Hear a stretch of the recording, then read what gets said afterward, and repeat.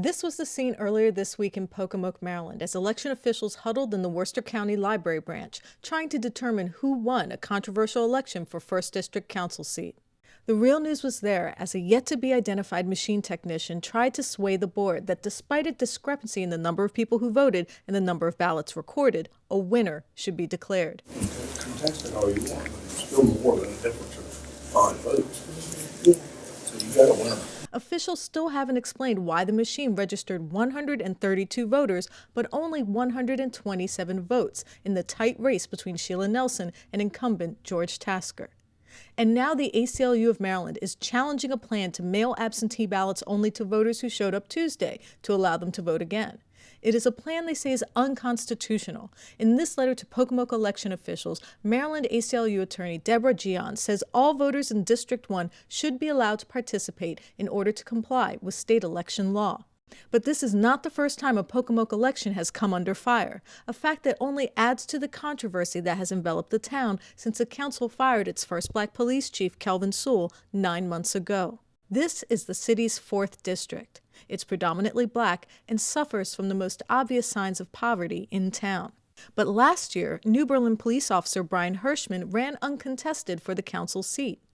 His appointment confirmed after city officials canceled the election without notifying the public after the incumbent mysteriously dropped out of the race. His appointment raised concerns because he represents one of only 2 majority black districts out of 5 in the city. A fact that caused even more acrimony after 4th District resident Sheila Palmer tried to run as a write-in, and city officials turned her away. When you went to hand in your write-in application, that you were turned away. Yes, I was. What did the city clerk say to you? She just said that they didn't do write-ins for the city election. Is that true?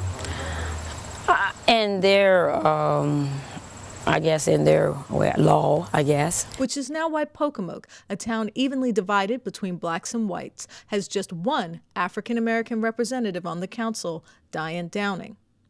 This week we spoke with voters on both sides, including the 2 candidates who told us they were hopeful that the outcome of the race would ease tensions. Oh, I believe we're moving forward.